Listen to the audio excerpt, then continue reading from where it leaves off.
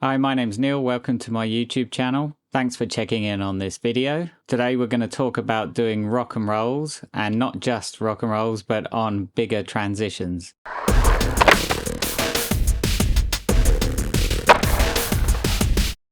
Okay, so I've been doing rock and rolls for a little while now, a few years.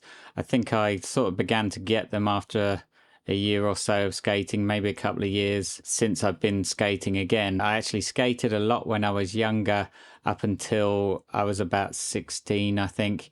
And then I stopped for 25 years and started again. I think at the end of 2018, beginning of 2019. And one of the decisions that I made was that I was going to really try and nail rock and rolls. Now, this was mainly because in my childhood and teenage years, I just couldn't do them at all. I couldn't work out in my head how to get the board over, rocked over, and then turn around fast enough to ride away. I could do rock to fakies all day long, but I just couldn't work out my body coordination to actually turn out of them at all. So I think my best efforts ended up being like a 90-degree turn out and then a slam. But saying that, from memory, I don't think I really spent an awful lot of time trying to get them properly. I sort of tried a few and decided that there was no way I was going to work out how to do that, and just pretty much ignored them for the rest of my skating time in my younger years. But when I started skating again a few years ago, for some reason it was in the back of my mind that it was like my nemesis trick from my childhood, and that I really had to nail them and put that to bed once and for all. And at the point where I decided that I was going to learn how to do them, I also decided that I was going to do them really well. You know, if something's worth doing, it's worth doing well. But I thought the only way to really squash that kind of nemesis trick feeling in the back of my mind was to absolutely nail it and just do it really well. And to me, a rock and roll done properly is what's referred to as being decked. And a decked rock and roll is basically when you put the board up over the top of the coping, all the way up to the back truck, and your front wheels hit down on the platform of the ramp. So you go up and push the board up as far as it will go, and your back truck rocks into the coping, and your front wheels hit down on the platform, and you're leaning right back, kind of pointing your head back down into the ramp with your feet pointing forwards, so you're almost horizontal. It's that split second of putting the board up over, leaning back, and then turning back round into the ramp again. To me, that's the only way you should really be aiming for trying to do a rock and roll. Now, of course, there is the kind of halfway up attempt where you go up onto your rails, like halfway up the board, and rock like a rock fakie, pretty much, where you go up, put the board over, back wheels up, and then down again, and then 180 out of it. That's still a rock and roll, but it, to me, is not like the most stylish way to do it. And that's not kind of the end of rock and rolls. If you do that and you don't try and go any further, I think you're sort of halfway there. If you do that to learn, to get started, perfect. But then you should try and progress further and push it further into a decked rock and roll. So that's kind of like the gateway entry, is to, you know, do the rock fakie style. So rock up and then kick turn out of it. It's a gateway to doing rock and rolls. But in my humble opinion, you should really aim for the decked rock and roll. That's the ultimate style factor, and it's what everyone wants to see. And to be honest, it's probably what everyone really wants to be able to do. It's not actually that unattainable. It looks really hard. It looks like you're defying gravity by pushing out so far and leaning back in. And to a certain extent you are, but you do it fast enough and in a kind of rhythmic motion that it all just kind of works out. So back when I began to start trying to learn rock and rolls, I decided in my head that I wasn't going to do that halfway up rock and roll. That was just not good enough for me. So I didn't even bother trying to learn it. I set out from day one to do them decked, and I started on mini ramps, like 4.5 foot mini ramps, and I just rode the board up into the back truck and turned around and turned out of them. And it didn't go too badly. I mean, obviously there was a learning curve and just getting the rock and the turn back out again. But I think I picked them up pretty quickly, which was hugely surprising because, as I said, this was like a nemesis trick to me when I was younger. So strangely, it all seemed to work. And the key point really was that once I'd rocked the board over, you need to turn your head and look back in where you want to go. If you go up facing forward and rock over and then just try and kick turn back out without looking right back where you're going, it's hard to turn all the way around. It's that classic thing about skating where your body will do what your shoulders dictate. So you have to move your shoulders right round and look right round, and the board will follow. So that's one key point to remember. But as I said, I would seem to be lucky enough that they started to come together pretty well on the lower mini ramps. And so I spent maybe a couple of years just doing that and trying to refine it and make it better, make it smoother. And so I just repeated that over and over again amongst my other tricks that I was doing, to the point where I was hugely comfortable with them. And I felt like I'd kind of got them nailed, really. They didn't look perfectly great because I think my body was very arched as I sort of turned in. I wasn't bending my back leg as much as I'd hoped to. Really, the trick was fine, but it just didn't look, and my body stance didn't look how I wanted it to look. So it took a lot of time and effort to kind of refine that down a bit to a bit more acceptable how I wanted it to look. So anyway, that was all well and good. And that was, on the 4.5 foot mini ramp, happy enough. But every time I tried to do them on something bigger, I'd rock the board over and turn back in and just panic. Things didn't feel right, balance didn't feel right, and I'd jump off. Or if I tried to turn in, I'd kind of lean forward as I turned in, and my board would kind of nosedive like almost all the way around the kick turn. So I'd start turning around, but as I started to turn, it felt like all the weight went on my front foot, and then I kind of nosedived and fell forwards and sort of fell to my knees, and so I didn't make the full turn. And so there was definitely something fundamentally feeling different about doing them on bigger stuff. The steeper it got, the harder it was to kind of turn back out. And I kind of, on retrospect, I think I kind of worked it out to be that back leg. I wasn't bending that back leg enough and kind of squatting the back leg and pulling the front one all the way around before riding away. I think I was kick turning with quite a straight back leg halfway down the transition, which just led to the front leg and front foot hitting the flat bottom as I came round, rather than turning and riding down through the transition and away again. It just wasn't happening like that. And I began to feel that it was all about where I was leaning. So I felt like I was leaning forward as I turned back in. And what kind of made it happen for me was to lean backwards, not into the ramp. So not shoulders first, not leaning backwards that way, not into the ramp, but backwards along the coping. So when I'm in the rock position, the coping is in this direction and I'm standing astride the coping. And for me, it felt like the more I leaned back, I compensated for that leaning forward feeling, and I leant back enough to be able to pull my front leg round and ride away. So that was a key point that made it begin to work on slightly steeper ramps. And from there onwards, it was kind of fear factor and balance feeling. I mean, I could rock up into it a lot all the time, but sometimes it just didn't go quite right.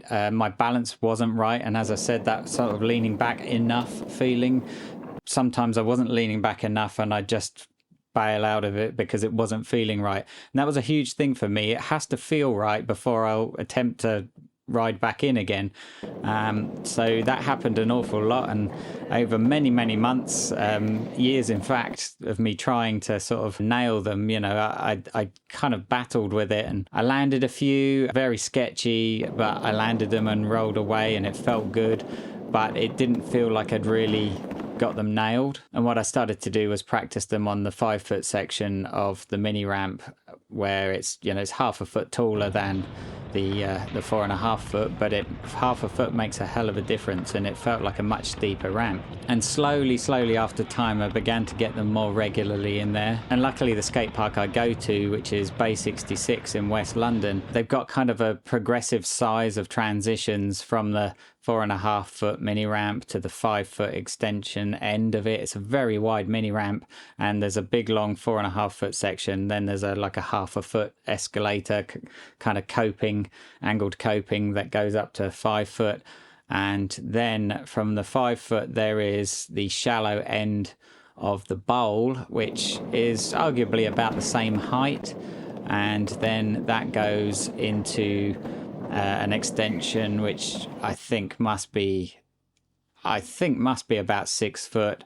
So the deep end of the bowl I think is about 6 foot, and that again is another challenge in itself. Every half a foot you go, it almost feels like you're learning the trick all over again, because that steepness changes where you're leaning and where you're balancing. So I got to the point where I was doing them quite regularly on the sort of 5 foot side of the mini ramp, and occasionally in the shallow end of the bowl. Then again, with lots and lots of practice, I managed to develop it into doing them regularly on the shallow end of the bowl, and started attempting them more on the deep end of the bowl. So I was slowly building it up across the transitions that were available in the park. And after an awful lot of practice, I was back in that position of getting the occasional 1 or 2, but maybe it was like, I don't know, 1 in 20 that I would land, and it was never quite consistent. And every time I went back there, I would spend many attempts to get just 1. Maybe I'd get 2 or 3 in a row after spending all that time, but then I'd go home and then come back again and spend time and time again building up to getting 1 or 2 again. And it didn't really lock into my bag of tricks, but I was getting them occasionally, which was great progress. You know, progressing through those levels of height and transition, it was progress nonetheless. So as before, after lots and lots of practice, I began to get them quite regularly in the deep end. Now don't get me wrong, it wasn't every single time I tried them, but the attempts were getting less and less before I made them. So it was becoming quite regular, and I was really stoked on this and thinking, right, this is really getting to how I want to be. All the while, you know, these are fully decked ones, front wheels down on the platform and back truck right up to the coping. So yeah, I was at the point where I felt like these were going well, and obviously the ultimate goal was to be doing them on a vert ramp, because that's where everything I'm doing seems to be working towards. That's the biggest transitions that I skate. But again, it's a massive difference between just a steep mini ramp that doesn't go into vert and going into something, even the smallest ramp that I skate, it's got like half a foot of vert, but it's still 10 foot high. Anything with vert is just steep. And aside from just doing the trick, there's the height factor involved as well. I'm scared of heights, I'm not afraid to admit. And, you know, that comes into it all the time, the height and the kind of weightless feeling and the worry when you're up there. I don't even feel like I'm going to hurt myself. There is just an intrinsic psychological fear of the height. I'll throw myself at stuff, no problem, at great speed. But when I'm at height, my inner psychological alarms are going off, and there's something telling the rest of my body to panic. But I'm not afraid, because I know the environment, I know what's happening, but my body is not letting me do it because it's afraid. So there's a massive battle going on there psychologically. But anyway, back to the rock and rolls, and the next obvious point from the deep end of the bowl, they built an extension on the bowl, which is another half a foot, and that's halfway along the bowl on the hip. I don't know what it is. Maybe it's 6.5, 7 feet tall, something like that. It's not vert, but it gets very steep and looks like it's almost there. Maybe another foot and it probably would be, but it's steep enough to say. And funnily enough, I'd never even done a rock fakie on that part of the bowl. And I'd always been kind of afraid to. Rock fakies had been like a go-to trick. I could do them everywhere that I normally skate apart from the vert ramps without a problem. But again, when the height factor comes in, the alarm bells go off. So first of all, I had to teach myself to rock fakie on that extension. And after maybe 3 or 4 attempts and jumps off because I panicked, I just did it. I just went through the motions of how I normally rock fakie, and it just happened. No problem. Didn't hurt myself. Obviously, it was all psychological. So I just did a few of those and started to get comfortable with doing rock fakies on that extension. The plan was to rock fakie, then do a tail stall on the opposite wall, go back to a rock fakie, tail stall, just to get into the kind of comfortable position to attempt the rock and roll. Now, unfortunately, the opposite wall of that extension is a hip, so it's kind of curved inwards, but also it's part of the escalator slope that goes up to the deep end, and so the coping is sloped. It's bent like a slope. So when I do my rock fakie on that extension, I have to come back and do a tail stall kind of at a funny angle. So it feels really weird in itself. It's not comfortable. You're going back straight, and then as you push your tail down, the board's going like that to sort of land in line with the coping. So that's a bit of a freaky feeling in itself to get used to. But once I got used to that, there's the height of the rock fakie on the extension, and then there's the wonky tail stall. I started to get comfortable and started to do those rock fakies higher and higher up the board. The first ones I was doing, my board was just about latching over and coming back down. I was playing it very safe and leaning back and just tapping the board, so the board would come up and tap and then go back down, rather than a full-on rock over. So those tap and rolls, shall I call them, were working out fine. I didn't hang up. I was up high enough that I wasn't hanging up my front truck, but it meant that my body was lent in the ramp enough that I wasn't panicking about leaning back and kind of doing a trust fall into the rock out. So once I started to get comfortable with that, I then pushed it up the board a bit and started to do my rocks where the back wheels were lifting off, and started to get comfortable. And so at that point where they were really comfortable rock fakies and tail stalls, I set about trying to do the rock and rolls. And strangely, it's only half a foot difference. It's like literally that much height difference between the deep end of the bowl and this extension. Despite that, it just felt like almost like learning all over again. Every time I took it up a slight height increase on transition, it felt like learning again. I knew what I had to do, but all the feeling was slightly off. And so it was a case of getting used to that, slapping the board over the top, front wheels down, and leaning on my body weight back in. Now, to start with, because it was higher, I was worrying about being up high, and so I was almost like too squatted down, to the point where I couldn't really bend my back leg properly. I was putting the board up over and leaning back and pretty much falling off backwards, not backwards, but falling off down into the transition as a bail. It wasn't like an uncomfortable, unprepared fall. I would pretty much jump off, but I felt like my legs were too squashed down and kind of my midsection was too close to the coping. What I really needed to do was stay down in the ramp and push it up over the top. And once I started to think in that way, that I would look and view the coping above me, and think to push the board up over while keeping my body down in the transition. That was what was mentally going on. I know I was up higher than that, but to me, in my mind, I was looking up as I rode up the transition, pushed the board over, and at that point when I push the board over, at the same motion as the board pushes over, I'm turning my head and my shoulders and looking back into the ramp, ready to go back in. So I don't even see the completion of lapping the board over the top. I'm already looking back down again. So it's that case of pushing the board up over, trusting that when the back truck hits the coping and the front wheels are down, that's it, mission accomplished, and I'm already looking back. And at that point, I'm preparing my back foot to push down and turn the board back in. And so lots and lots of practice of that, and getting the balance feeling right where I was leaning front to back and in the ramp.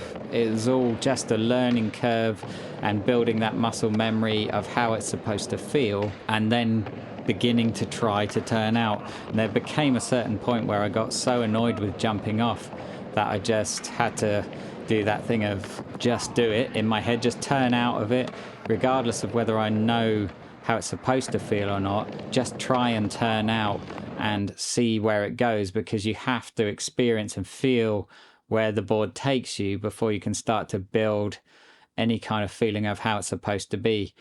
It's that thing that I always say, where you don't know how to do a trick until you know how it's supposed to feel. So the first few attempts where you don't even land them, but you go beyond the point of no return, is that point where you start to learn how it's supposed to feel. And even if you slam or you bail or whatever, if you just take it past the bail point, the easy exit, take it past that point of no return, that's when you start to learn. That's when you learn how it's supposed to feel and how you need to get used to that feeling to carry on through and land it, and it to become a regular trick. So with all that kind of back experience under my belt, I just had to repeat over and over again and keep doing it.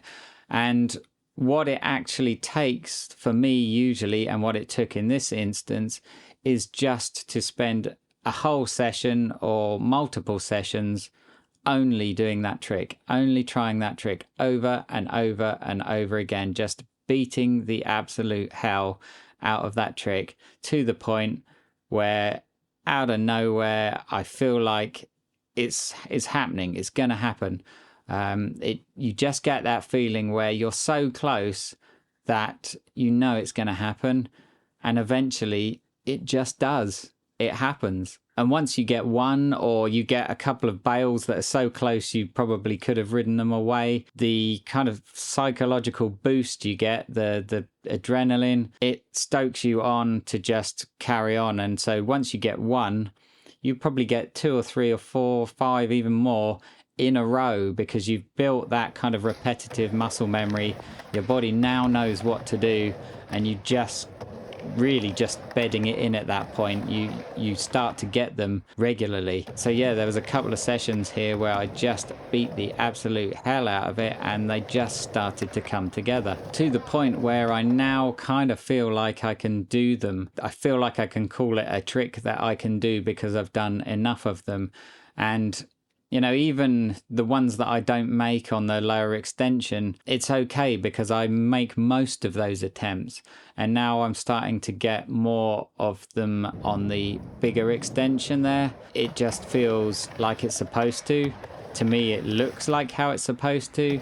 I haven't quite got the super stylish back foot rolled over yet. I'm still on the base of my foot as I turn, but again, that's something that I can refine and work on, and it's just for style points. It doesn't mean that the trick is any more or less done. You know, if you roll away from it, it's done, but you know, extra style points means, you know, pushed right out and that back foot kind of tilted over, and as you come back in again, it just kind of looks massively stylish. So anyway, that's probably enough explaining of kind of me getting to grips with doing these rock and rolls on bigger stuff. If anyone wants me to try and put together a walkthrough of exactly where my feet positioning is and where my body's leaning and all of those things as kind of my version of a how-to, then let me know and I'll try and put that together. I'm not professing to be any kind of teacher. I'm just saying what worked for me. So, you know, people may disagree with my methods, who knows, but I can certainly do that if people really want to see it. But anyway, I'll leave you with some more clips. Hopefully you enjoy them, see how things progressed and how I slowly honed it into a few lands and a few rollaways.